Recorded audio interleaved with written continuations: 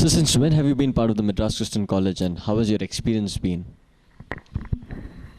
Well, I would say my association with Madras Christian College has been through 3 generations ahead of me and one after me. Okay, my father's father was a student of the college. I think he was the student of either Dr. Miller or Dr. Meston. Okay,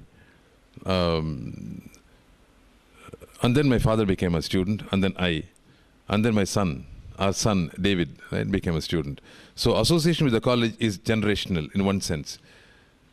To be exact, I came into the college from Madras Christian College School, which I joined in 1959.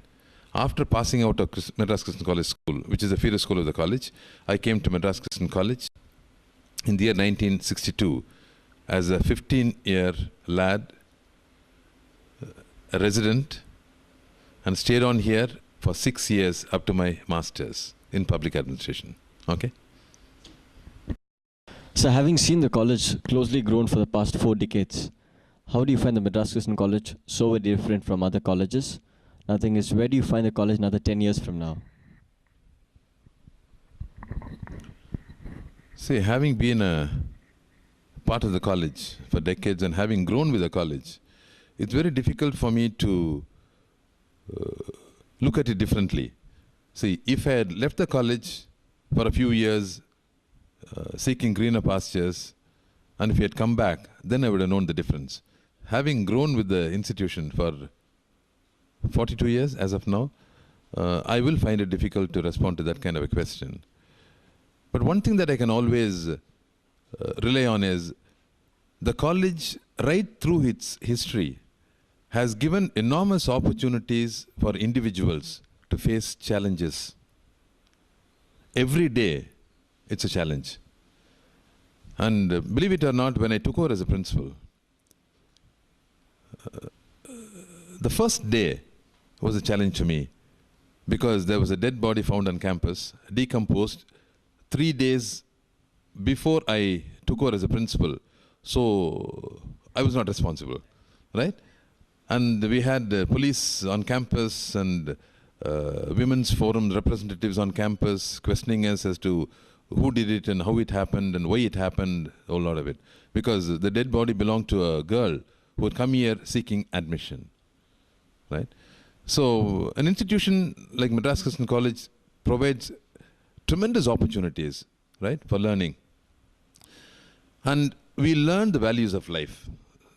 Your question that you had put to me is that how is it distinctly different from other institutions? Let me tell you, it teaches me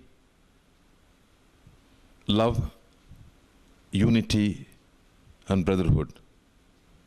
It also teaches me industry, uprightness, and courage.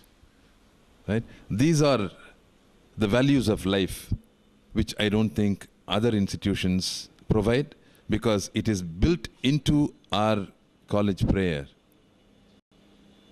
I think most of us know it by heart, and if you are worth the name that you are a product of Madras Christian College, you ought to know that prayer. Right? These are the values of life which institution freely provides, and that makes a distinct mark over all other institutions. That's number one. The second part of your question is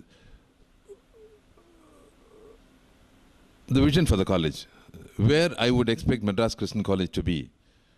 Let me tell you, it has been a tremendous strain for the institution to fight certain negative forces which had affected the image of the institution about a decade and a half ago. Where we were pioneers in the field of higher education, we had to lag behind because of the forces that had to be fought against. Having surpassed that, having won over that, but the reminiscences are still there, affecting the system. So the growth is slightly slower now, but definitely we are on the move, whether one likes it or not, because I always believe that the institution is run not by any individual or a group which may claim to be highly religious, but it is run by God, in whose name the institution has been founded. Right? So that's what it is. So, because of that, we should be able to progress effectively. We have completed 25 years under a quality of freedom that was generously given by the government of India through autonomy. And I'd like to see the college as a pioneering Christian arts science university, not a deemed university, but a university where we can really achieve whatever we want to achieve without any form of constraint. Okay? So could you tell us about the three various roles that you played in this college, as a student, as a lecturer, finally as a principal? Each of the roles has had its own excitement and challenges. As a student, tremendous amount of freedom was given to us, because of which there was a greater pressure on us to live up to the expectation of those who gave us that kind of freedom. And we had varied opportunities for getting ourselves involved. And I don't think there is any area in which I was not involved as a student, whether it was chairing the session of the GB as an unelected chairman, right? As a nominated chairman in the absence of a chairman, or leading the hall athletic team, or getting involved in the culturals, singing songs in the holidays, and also going to classes, enjoying every bit of it, especially the vernacular class, the Tamil class, which were the great source of encouragement and entertainment to us. That was an exciting thing. So like that, as a student, I've enjoyed every bit of my life here for 6 years. And I can proudly say that there is not an inch of the 365 acre of the campus where I have not laid my feet. I've gone through the campus thoroughly. I know every bit of the campus. I know the beauty of the campus because every step I took, I enjoyed the beauty.